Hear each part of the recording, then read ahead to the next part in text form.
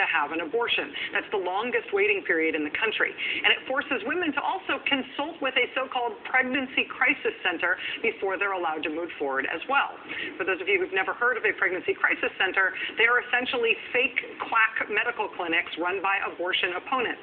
They are usually designed to make women think that they are consulting a center that provides abortions, when in reality, what they are in for is anti-abortion fake counseling. What do I mean by that? Well, one pregnancy crisis center in South Dakota gives this description of the morning after pill. Quote, "The tiny baby will die."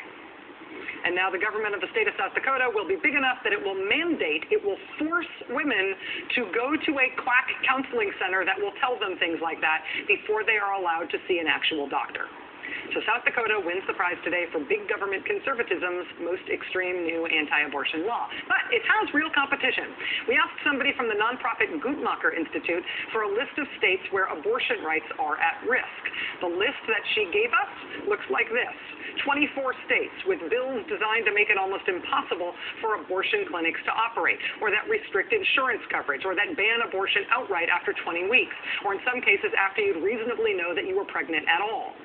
At the federal level, in Congress, it's the same deal. Republicans took control of the House in November, then spent the winter pushing anti-abortion bills. The No Taxpayer Funding for Abortion Act, H.R. 3, at the top of the list.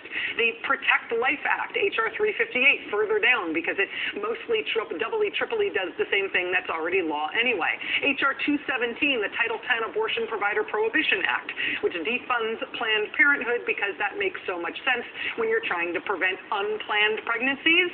This is what Republicans have been doing wherever they've taken over, in the states or in our nation's capital.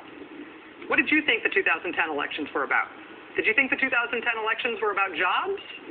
The Republicans who got elected in such overwhelming numbers in those elections apparently did not think they were elected because of jobs. They thought they were elected to crack down on access to abortion and abortion rights. That must be it.